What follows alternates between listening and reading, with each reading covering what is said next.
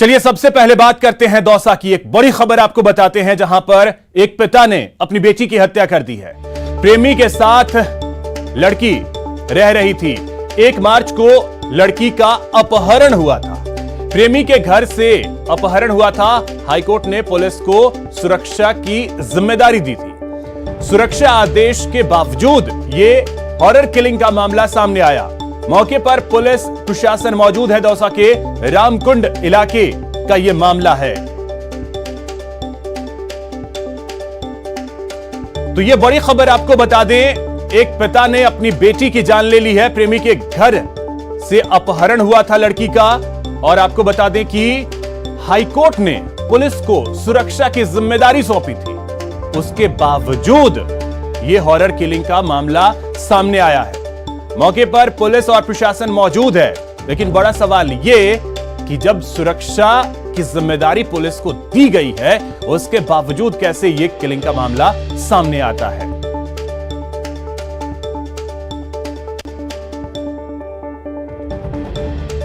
तो पिता ने अपनी बेटी की जान ले ली।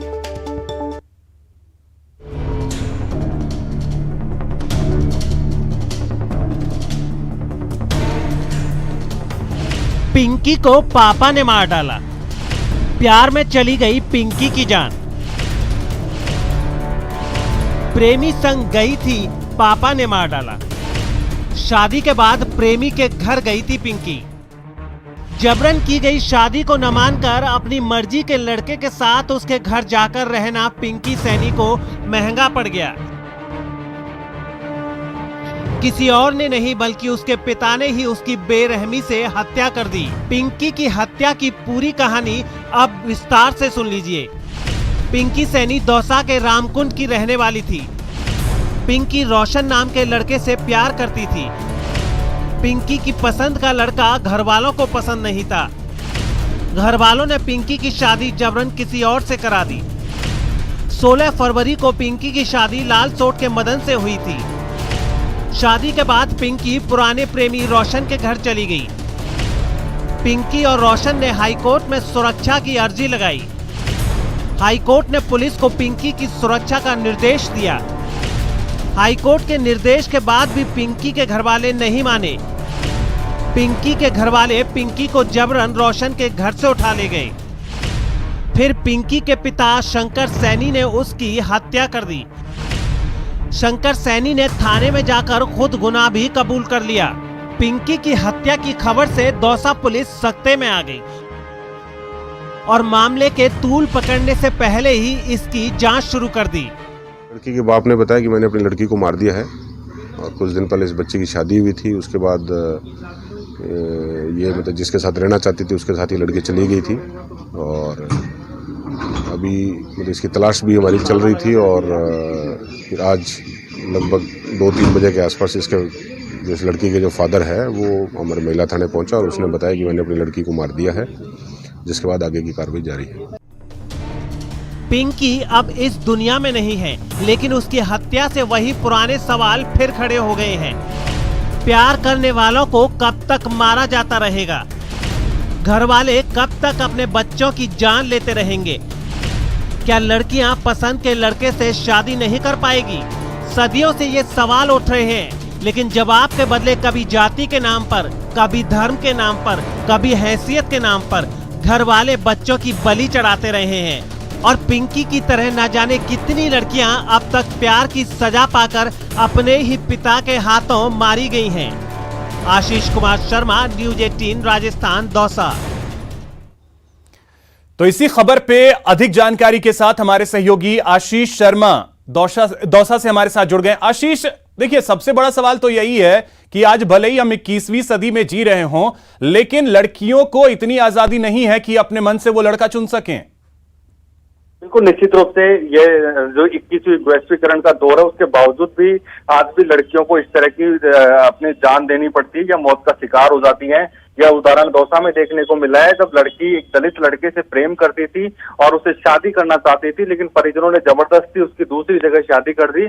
शादी के बाद में वो भागकर अपने प्रेमी के साथ चली गई और कोर्ट की शरण ली और कोर्ट ने उसे सुरक्षा मुहैया कराने के लिए पुलिस को निर्देश दिए। उसके बावजूद भी बड़ी हैरानी कर देने वाली बात है कि दौसा जिला मुख्यालय शहर से उस लड़की का प्रेमी के घर से अपहरण हो जाता है और उसके 2 दिन बाद उसकी ऑनर किलिंग हो जाती है।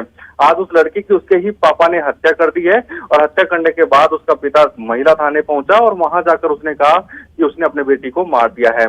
ऐसे में पुलिस पे बहुत बड़ा सवाल खड़ा हो गया है कि जिस शहर से लड़की का किडनैप हुआ था उसी शहर में लड़की का मर्डर हो गया, जबकि पुलिस को ये जिम्मेदारी दी गई थी कोर्ट के द्वारा कि लड़की की सुरक्षा की जाए और जो प्रेमी की है उसकी भी सुरक्षा की जाए, लेकिन पुलिस सुरक्षा करने में विफल रही और अपहरण हो गया और उसके बाद में ढूंढने में भी विफल रही और शहर में ही उसका हत्या कर दी गई। ये नहीं कि ये लड़की कहीं कोई अन्य शहर में चली गई थी या फिर कहीं दूसरे राज्य में जाकर उसकी हत्या कर दी गई, बल्कि घटनास्थल से करीब 2 किलोमीटर दूर पे ही लड़की का घर था, वहां पर उसकी हत्या कर दी गई। ऐसे में आशीष, अब तो बड़ा सवाल ये भी है कि हाईकोर्ट के आदेश के बावजूद पुलिस एक लड़की को सुरक्षा नहीं दे पाई। प्रशासनिक अधिकारी कह क्या रहे हैं? इसके बाद प्रशासनिक अधिकारियों का कहना क्या है? अभिषेक, जिस दिन 1 मार्च को अपहरण हुआ था इस लड़की का, जब प्रेमी के घर ये लिव इन रिलेशनशिप में रह रही थी कोर्ट के आदेश के अनुसार, उसके बाद में जब अपहरण हुआ तो हमारी पुलिस से बात हुई तो पुलिस का कहना था कि जो लड़का और लड़की दौसा आया है तो उसने ये सूचना नहीं दी कि हम दौसा आ गए हैं, इसलिए ये सुरक्षा में चूक हुई और अपहरण हो गया।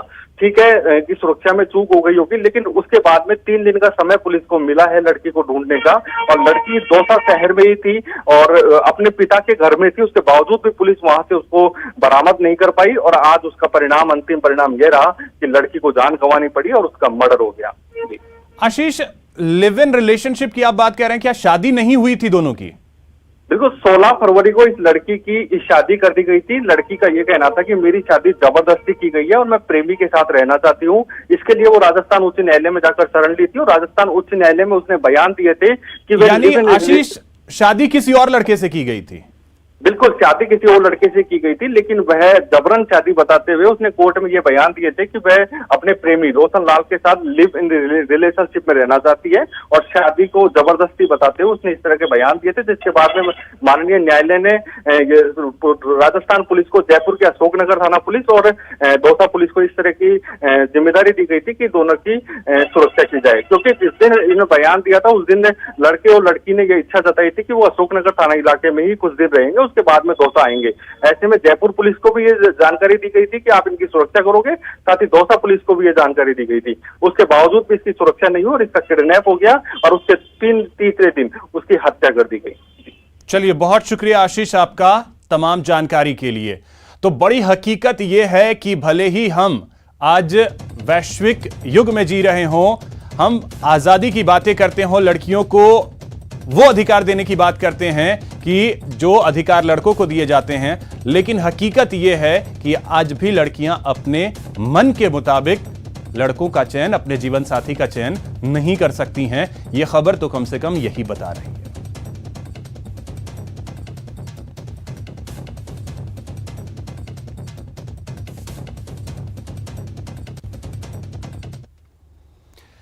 अलवर से एक बड़ी खबर आपको बता दें, यहां पर संजय मर्डर केस का पर्दाफाश पुलिस ने कर दिया है।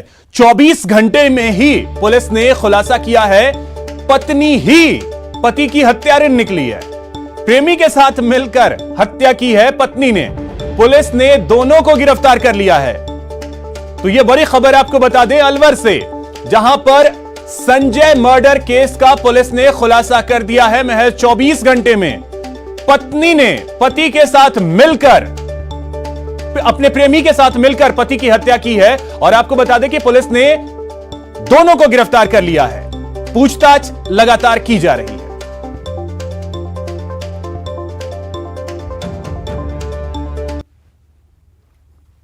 किए गए तकनीकी सहायता एवं अनुसंधान से ज्ञात हुआ कि महिला जो मृतक था उसकी पत्नी लक्ष्मी का अपने ही बुआ के लड़के के साथ प्रेम संबंध था और जो कि उसका जो पति था उसको काफ़ी समय से इस बात का ज्ञान भी था और वो जो पति है वो उसके प्रेम संबंधों में समस्याएं पैदा कर रहा था, इसलिए उन्होंने अपने रास्ते से हटाने के लिए अपने पति दोनों ने मिलकर के और चुन्नी और स्वापी से गला घोंट करके संजय जाटव की हत्या कर दी।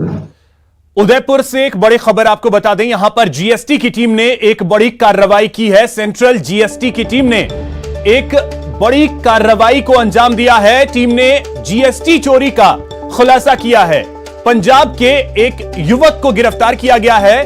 फर्जी कंपनियों के आधार जीएसटी चोरी, करीब 14 करोड़ 13 लाख की जीएसटी चोरी का मामला सामने आया है। सेंट्रल जीएसटी की उदयपुर टीम को 3 महीने पहले पवन कुमार शर्मा के फर्जीवाड़े की जानकारी मिली थी, तभी से उसकी तलाश की जा रही थी।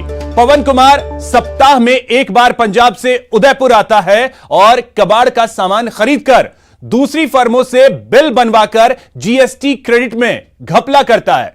पवन कुमार शर्मा ने कई नासमझ लोगों से उनकी आईडी लेकर फर्जी कंपनियां भी बनाई, जिनमें 1-2 महीने तक करोड़ों के ट्रांजैक्शन करता था और फिर जीएसटी विभाग की नजर में आने के अंदेशे के चलते ऐसे कंपनियों को फिर बंद कर देता था। लेकिन आज वो चढ़ गया जीएसटी के टीम के हत्थे।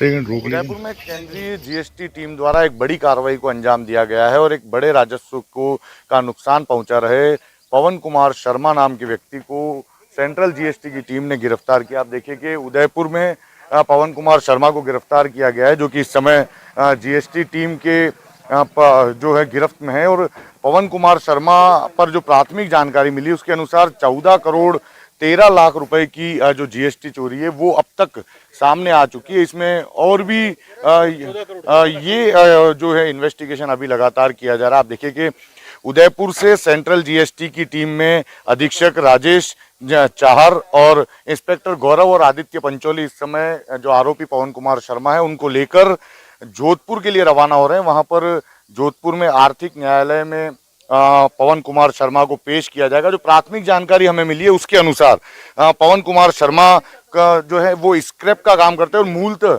पंजाब के रहने वाले हैं। और देखिए जो जानकारी मिली है उसके अनुसार ये फर्जी आईडी पर फर्म बनाते थे और पिछले 3 महीनों से जो उदयपुर सेंट्रल जीएसटी की टीम है उनके रडार पर पवन कुमार शर्मा जो है वो सेंट्रल जीएसटी की टीम के रडार पर थे और लगातार उन पर निगरानी की जा रही थी। ये उनके बारे में पता लगाने की कोशिश की जा रही थी, क्योंकि सप्ताह में एक बार पंजाब से उदयपुर आते थे और उदयपुर आने के बाद में यहाँ पर फर्जी दस्तावेजों के आधार पर रजिस्टर्ड करते थे। और आप देखिए कि टीम इस समय यहाँ से जोधपुर के लिए आरोपी पवन कुमार शर्मा को लेकर रवाना हो रही है। जोधपुर में आर्थिक न्यायालय में पवन कुमार शर्मा को पेश किया जाएगा और जो कि जानकारी मिली उसके अनुसार फर्जी दस्तावेजों के आधार पर फर्म का रजिस्ट्रेशन करते और उसमें करोड़ों रुपए के ट्रांजैक्शन फर्जी बिलों के आधार पर कर दिए जाते।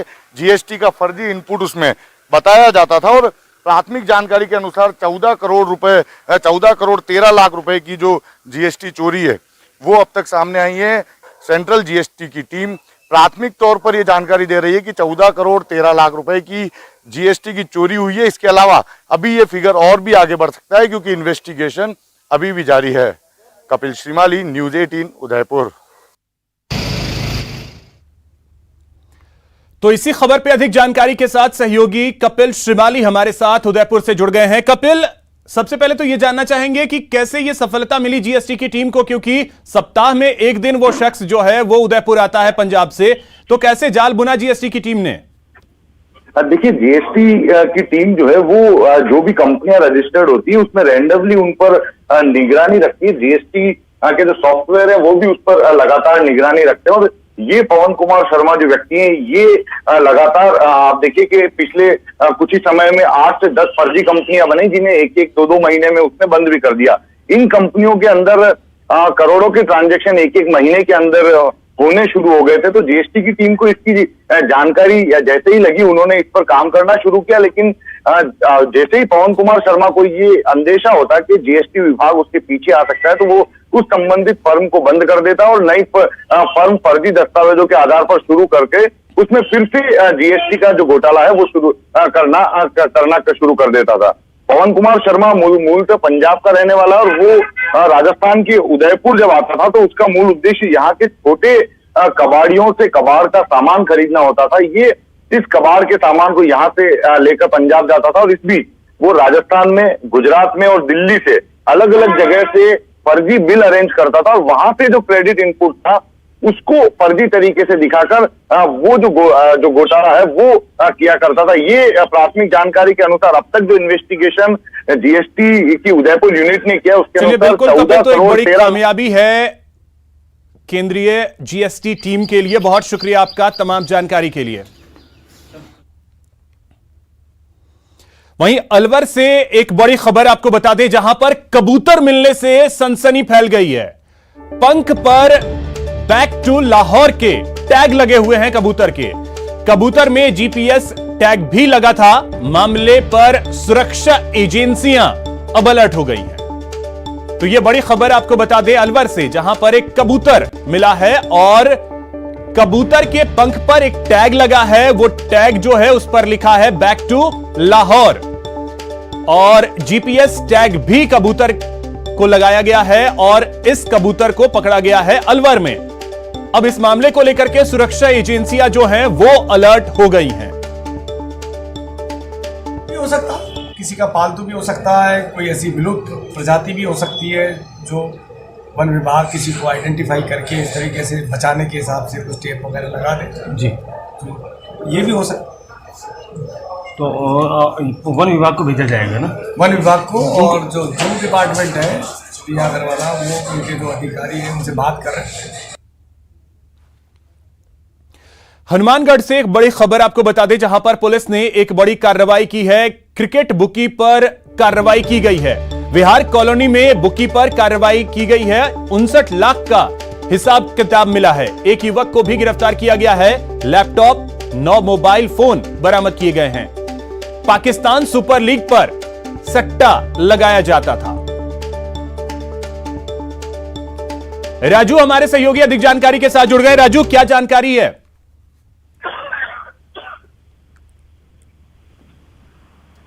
राजू, क्या आपको आवाज मिल पा रही है हमारी?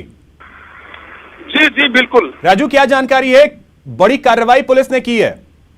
जी बिल्कुल, पीलीबंगा पुलिस ने वहां पर एक बीरबल विहार कॉलोनी है पीलीबंगा में, वहां पर क्रिकेट बुक्की पर एक कार्रवाई की है। और ये जो पाकिस्तान सुपर लीग चल रहा है उस पर ये सट्टा लगाया जा रहा था, और ये जिले की पहली ऐसी कार्रवाई है जहाँ पे पाकिस्तान सुपर लीग पर कोई सट्टा लगाया जा रहा हो। पुलिस को करीब 59 लाख रुपए का हिसाब किताब मिला है। लैपटॉप मिले हैं, 9 मोबाइल फोन है, एक डोंगल मिला है, और एक जो आरोपी राजीव है उसको गिरफ्तार किया है। फिलहाल पुलिस ये पूछताछ में जुटी हुई है कि इनको लाइन कहां से मिली, कौन कौन लोग थे जो इस बुक्की के संपर्क में थे, जो सट्टा लगा रहे थे, और कहां का इनका नेटवर्क है। जी बहुत शुक्रिया राजू आपका तमाम जानकारी के लिए।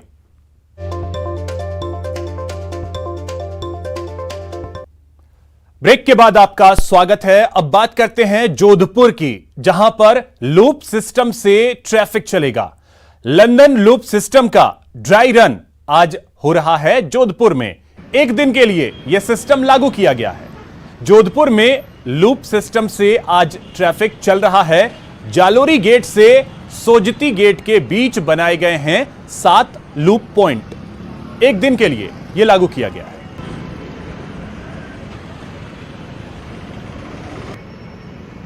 तो इसी खबर पे अधिक जानकारी के साथ सीधे जोधपुर से हमारे सहयोगी ललित हमारे साथ जुड़ रहे हैं। ललित, 9 बजे से यह लूप सिस्टम लागू हुआ है। पहले तो यह जानना चाहेंगे लूप सिस्टम है क्या, और इसका असर पिछले अगर 1.5 घंटे में देखें तो क्या देखने को मिला है?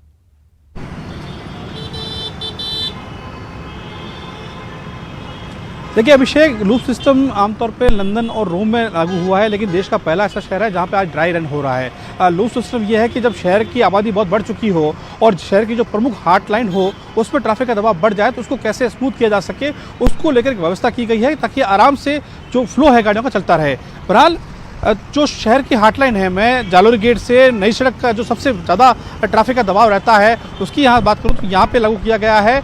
मैं जालोरी गेट चौराहे पे खड़ा हूँ जहाँ पे आमतौर पर सबसे ज़्यादा ट्रैफिक का रश रहता है। और यहाँ देखें आप, पहले यहाँ पे चौराहे पे जैसे आमतौर पर ट्रैफिक चलता है वैसे चलता था, लेकिन अब लूप सिस्टम में से एक तरफ से जो गाड़ी आ रही है वो एक तरफ ही सीधे जाएगी, यानी एक वन वे की तरह कहा जा सकता है कि वन वे की तरह ट्रैफिक चलेगा और वो यहाँ से सीधे सीधे जो है गाड़ियाँ चलती जाएगी। जालोरी गेट से नई सड़क तक एक तरफा गाड़ियाँ चलेगी, बीच में कोई गाड़ी बीच में नहीं आएगी, ना ही यू टर्न रखा गया है। तो ये व्यवस्था की गई है। बहरहाल नगर निगम, जेडीए, ट्रैफिक पुलिस और पुलिस पूरा लवाजमा आज इस सिस्टम को ऑब्जर्वेशन में रखा है, एक प्रयोग के तौर पे देखा जा रहा है और ये नोट किया जा रहा है कि कहाँ कहाँ पे इस जो सिस्टम लागू किया गया है वहाँ पे हेडल्स आते हैं, उन हेडल्स की नोटिंग भी की जा रही है ताकि इसको और बेहतर कैसे किया जा सके। लेकिन पहला दिन है, ड्राई रन है, सुबह 9 बजे से रात को 9 बजे तक ये रन चलना है। हालांकि 1 घंटा हो चुका है और 1 घंटे में देखा गया है कि जो लोग यहाँ से निकलते थे पहले दिक्कतों का सामना करना पड़ता था, यहाँ पे जाम की स्थिति रहती थी, अभी आज वो देखने को नहीं मिली है। आराम से ट्रैफिक चल रहा है और एक जगह से दूसरी जगह जाने में उनको कोई दिक्कत नहीं हो रही है। हालांकि जो शहर के लोग रहते हैं उन्हें निकलने में परेशानी का सामना जरूर करना पड़ रहा है, लेकिन चूंकि ये प्रायोगिक तौर पर है, आज एक प्रयोग किया जा रहा है, चलिए बिल्कुल ललित, तो आज ड्राई रन है, आज पहला एक दिन के लिए इसे लागू किया गया है। अब देखना अहम होगा कि इसमें कितनी सफलता मिलती है। फिलहाल बहुत शुक्रिया आपका तमाम जानकारी के लिए। यहां रुकेंगे एक छोटे से ब्रेक के लिए, ब्रेक के बाद लौटेंगे तो आपको बताएंगे खतरा अभी टला नहीं।